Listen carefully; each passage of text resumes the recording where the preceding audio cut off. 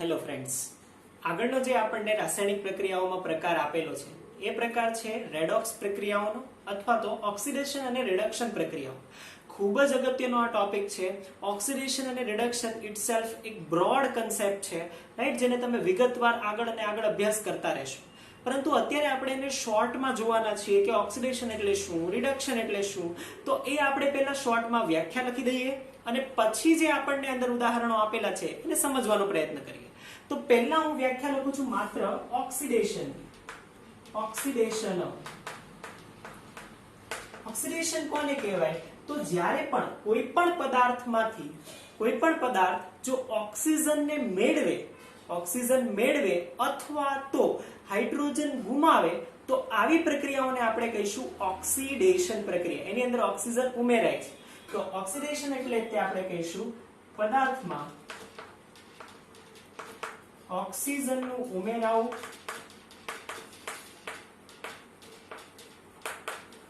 અથવા તો બીજું આપણે શું કીધું, અથવા હાઇડ્રોજનનું દૂર થવું. રાઈટ, હાઇડ્રોજનનું દૂર થવું.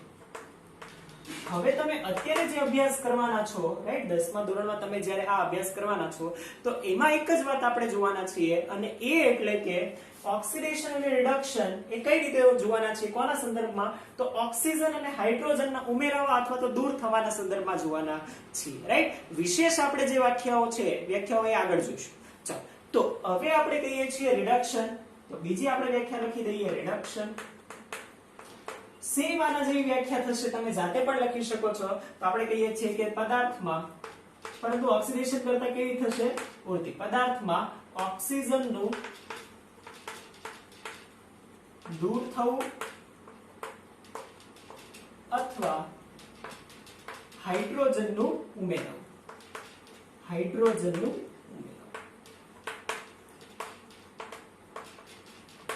આ પ્રક્રિયાને રિડક્શન કહેવાય. તો હવે આપણને રિડક્શન એટલે શું, ઓક્સિડેશન એટલે શું એ સમજાઈ ગયું છે કે ઓક્સિજન ઉમેરાતો હોય તો એને કહેવાય કે યસ, આનું ઓક્સિડેશન થાય છે. રાઈટ, એ જ પ્રક્રિયામાંથી જો હાઇડ્રોજન દૂર થતો હોય તો પણ કહી શકાય કે આમાં શું છે, તો કે આ ઓક્સિડેશન થાય છે. ચાલો, હવે આપણે ઉદાહરણ તરફ જઈએ છીએ. ઉદાહરણમાં આપણને આપેલું છે કે કોપરને આપણે ગરમ કરીએ, હવાની હાજરીમાં ગરમ કરવામાં આવે તો એની ઉપર જે છે એની જે કથ્થાઈ સપાટી છે એ કાળી પડે છે. આનું કારણ શું? તો કે આપણે તો રાસાયણિક પ્રક્રિયા સ્વરૂપમાં લખીશું. તો આપણે લખીએ છીએ કે કોપર છે એ કોપરને આપણે હવાની હાજરીમાં ગરમ કરીએ છીએ તો એ જે ફેરવાય છે એ ફેરવાય છે ક્યુપ્રસ ઓક્સાઇડમાં. એને આપણે કહીશું કોપર ઓક્સાઇડ. આ જે કોપરનો ઓક્સાઇડ છે એ કાળા રંગનો છે કે જેના લીધે આની સપાટી આપણને કેવી દેખાય છે? કાળી દેખાય છે. અને આપણે શું કર્યું? ગરમ. એનો મતલબ એવો થયો કે કોપરે જુઓ ઓક્સિજન મેળવ્યું. રાઈટ, કોપર શું કરે છે? તો કે કોપર ઓક્સિજન મેળવે છે. અને જો કોપર ઓક્સિજન મેળવે તો શેમાં રૂપાંતર પામે? ક્યુપ્રસ ઓક્સાઇડમાં. અને જો કોઈ પણ પદાર્થ ઓક્સિજન મેળવે તો એને શું કહેવાય? ઓક્સિડેશન પ્રક્રિયા. હવે કોઈ તમને એમ પૂછે કે આમાં કોનું ઓક્સિડેશન થાય છે? જેનું ઓક્સિડેશન થાય એ પદાર્થે ઓક્સિજન મેળવેલો હોવો જોઈએ. કોણે ઓક્સિજન મેળવ્યો? કોપરે. તો એનો મતલબ કોપર શું કરે છે? ઓક્સિજન મેળવીને ઓક્સિડેશન પામે છે. ચાલો, સેમ આપણને બીજું ઉદાહરણ જે આપેલું છે રિડક્શન માટે આપેલું છે. આ પદાર્થ પાછો લઈએ. હવે જો આ જે કોપર ઓક્સાઇડ છે એ કોપર ઓક્સાઇડની સપાટી ઉપર જો હાઇડ્રોજન વાયુને પસાર કરવામાં આવે તો ઉલટી પ્રક્રિયા થઈ જાય. એટલે કે કોપર અલગ થઈ જાય અને H2O અલગ થઈ જાય. કોપર અલગ થઈ જાય અને H2O અલગ થઈ જાય. આ જે પ્રક્રિયા છે એમાં જુઓ શું થયું, તો કે ઓક્સિજન દૂર થયો. રાઈટ, ઓક્સિજનનું દૂર થવું એને શું કહેવાય? તો એને આપણે કહીશું ઓક્સિજનનું દૂર થવું, એને આપણે શું કહીશું? રિડક્શન પ્રક્રિયા. હવે આ જે પ્રક્રિયા છે ને એ પ્રક્રિયા એકબીજા સાથે ઇન્ટરકનેક્ટેડ છે, સંકળાયેલી છે. કઈ રીતે? તો જ્યારે કોઈ એક પદાર્થનું ઓક્સિડેશન થતું હોય તો એની સાથેનો જે બીજો પદાર્થ છે રિડક્શન પામતો જ હોય. કઈ રીતે? વિચાર કે જ્યારે કોઈ પદાર્થ આપણે એવું કીધું કે એ ઓક્સિજન દૂર કરે તો એનું રિડક્શન થાય. આણે ઓક્સિજન દૂર કર્યો તો કોઈકે તો મેળવેલો હશે અને જે ઓક્સિજન મેળવે એનું શું થાય? ઓક્સિડેશન.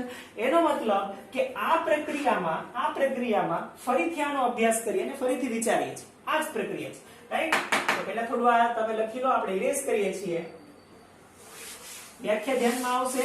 આ એક પ્રક્રિયા છે, એનો થોડો આપણે વધારે અભ્યાસ કરીએ કે વ્યાખ્યાઓ જે આપણે લખેલી હતી એના પરથી, કે આપણે કહીએ છીએ કે ક્યુપ્રસ ઓક્સાઇડ છે, એની સપાટી પર આપણે ડાયહાઇડ્રોજન વાયુ પસાર કરીએ છીએ તો એ ફેરવાય છે કોપર અને H2. હવે કોપરે શું કર્યું, ક્યુપ્રસ ઓક્સાઇડે શું કર્યું તો કે એને આ જે કોપરનો ઓક્સાઇડ છે એને ઓક્સિજન દૂર કર્યો. તો એ પ્રક્રિયાને શું કહેવાય, રિડક્શન પ્રક્રિયા. તો એમ લખી શકાય કે આ પ્રક્રિયા થઈ રિડક્શન પ્રક્રિયા. પણ બીજી એ વાત થઈ કે આ જે હાઇડ્રોજન છે, જુઓ એને તો પ્રક્રિયાના અંતે એક ઓક્સિજન મેળવ્યું.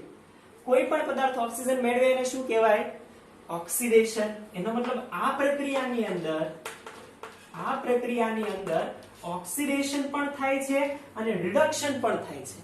હવે જે પ્રક્રિયામાં ઓક્સિડેશન અને રિડક્શન સામાન્ય રીતે આ બંને સાથે જ થાય, સામાન્ય રીતે ઓક્સિડેશન અને રિડક્શન પ્રક્રિયાની અંદર સાથે જ થાય છે અને પ્રક્રિયામાં સાથે જ આ બંને પ્રક્રિયા થતી હોય તો એને શું કહીશું, રેડોક્સ પ્રક્રિયા. શું કહીશું એને, રેડોક્સ પ્રક્રિયા. ચાલો તો રેડોક્સ પ્રક્રિયાની વ્યાખ્યા લખી લઈએ તો થશે સામાન્ય રીતે પ્રક્રિયાઓમાં ઓક્સિડેશન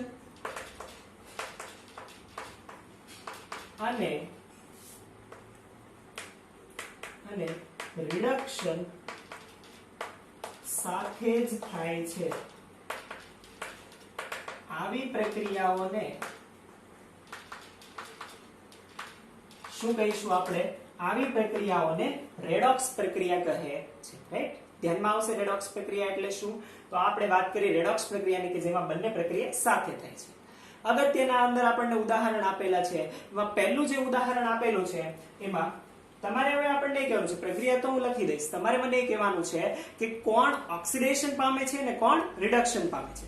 ચાલો પહેલું ઉદાહરણ એની અંદર આપેલું છે એ છે ઝિંક ઓક્સાઇડ.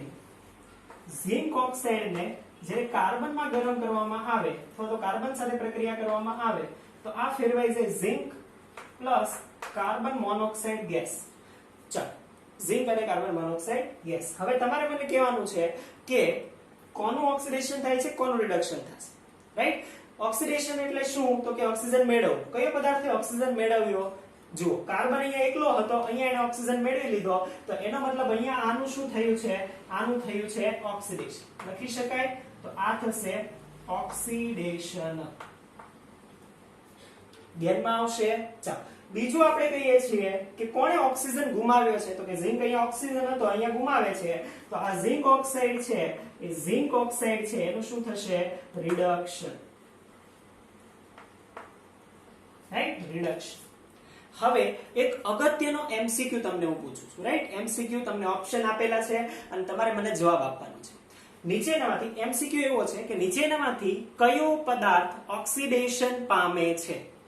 પહેલો જ એમસીક્યુ છે ઝિંક, બીજો એમસીક્યુ છે ઝિંક ઓક્સાઇડ, ત્રીજો છે કાર્બન અને ચોથો છે કાર્બન મોનોક્સાઇડ. આ પ્રક્રિયા આપેલી છે અને સવાલ આવો છે કે કયો પદાર્થ એ ઓક્સિડેશન પામે છે. રાઈટ, કયો પદાર્થ ઓક્સિડેશન પામે છે. પહેલો જો એમસીક્યુ છે ઝિંક, બીજો છે ઝિંક ઓક્સાઇડ, ત્રીજો છે કાર્બન અને ચોથો છે કાર્બન મોનોક્સાઇડ. હવે આ તો આપણને ખબર છે કે ઓક્સિડેશન થાય છે પણ કન્ફ્યુઝ છોકરાઓ એ થાય કે કાર્બન નું થાય છે કાર્બન મોનોક્સાઇડ નું થાય છે. અહીંયા જે પણ થશે ને એ પ્રક્રિયકોનું જ થશે. રાઈટ, એટલે કે આ બંને તો ઓપ્શન નીકળી જ ગયા, આનું તો કશું થતું જ નથી.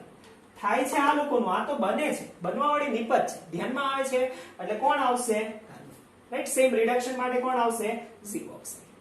ધ્યાનમાં રહેશે. તો આ આપણને એક અગત્યનું ઉદાહરણ આપેલું છે. સેમ હજી એક ઉદાહરણ આપેલું છે એ પણ આપણે લખી લઈએ અને એમાં પણ જોઈ લઈએ કે કોણ રિડક્શન પામે છે, કોણ ઓક્સિડેશન પામે. તો પ્રક્રિયા આપણને આપેલી છે રેડોક્સમાં. બીજું ઉદાહરણ, તો રેડોક્સ પ્રક્રિયાનું બીજું ઉદાહરણ અગત્યનું ઉદાહરણ છે જે તમે આગળ ભણશો તો આ ઉદાહરણ તમે ભણવાના છો. MnO2 તમને આપેલું છે અને MnO2 ની HCl સાથે પ્રક્રિયા આપેલી છે તો શેમાં રૂપાંતર પામશે, તો આ MnCl2 માં રૂપાંતર પામશે પ્લસ આ જે છે એ H2O અને એની સાથે Cl2 ગેસ રિલીઝ કરશે. H2O અને Cl2 ગેસ રિલીઝ કરશે, રાઈટ? તો આ આપણને આપેલું છે અને આના પરથી આપણે શું કહેવાનું છે કે આના પરથી આપણે કહેવાનું છે કે કોણ ઓક્સિડેશન પામે છે અને કોણ રિડક્શન પામે છે, જે આપણે વ્યાખ્યા ભણેલા છીએ એના. બેલેન્સ કરી દઈએ છીએ. અહીંયા બે ઓક્સિજન છે, બે ઓક્સિજન છે, અહીંયા છે અહીંયા 4, આ થયું 4 હાઇડ્રોજન છે, 4 ક્લોરીન. ઓકે, થઈ ગયું, બેલેન્સ છે. હવે આપણે કહેવાનું છે કોણ ઓક્સિડેશન પામે છે, કોણ રિડક્શન પામે છે. ચાલો, ઓક્સિડેશન કોણ પામશે? જે પણ ઓક્સિજન ગુમાવે. કોણે ઓક્સિજન ગુમાવ્યો? MnO2. તો આ શું થઈ જશે? ઓક્સિડેશન. ધ્યાનમાં આવે છે આ? રાઈટ? કેમ કે આને શું કર્યું? ઓક્સિજન ગુમાવ્યો. કોણે ઓક્સિજન મેળવ્યો? તો કે આ જે HCl છે એ ઓક્સિજન મેળવીને H2O થાય છે, તો એનો મતલબ આ થશે H2O રિડક્શન. સોરી, ઉલટું લખ્યું. ઓક્સિજન ગુમાવે એને જ આપણે કહીએ છીએ રિડક્શન અને ઓક્સિજન મેળવે એને જ આપણે શું કહીએ છીએ? ઓક્સિડેશન. તો આ રીતે આપણે કહી શકીએ કે કોણ ઓક્સિડેશન પામશે અને કોણ રિડક્શન પામશે. ધ્યાનમાં આવશે તો આ ખૂબ જ અગત્યનું છે. વૈકલ્પિક પ્રશ્નોમાં પણ પૂછાઈ શકે છે, 1 માર્ક્સમાં પણ પૂછાઈ શકે છે. અગત્યનું છે, ધ્યાનમાં આવશે. એક જ વાત, બે જે વ્યાખ્યાઓ આપણે લખાવેલી છે એ વ્યાખ્યાઓ ધ્યાનથી વાંચશો તો તમને સમજાઈ જશે, રાઈટ? ઓક્સિડેશન અને રિડક્શન. અને આ આપણે અહીંયા ટોપિક પૂરો કર્યો, ઓક્સિડેશન રિડક્શન પ્રક્રિયાઓ અથવા તો રેડોક્સ પ્રક્રિયાઓ. Thank you.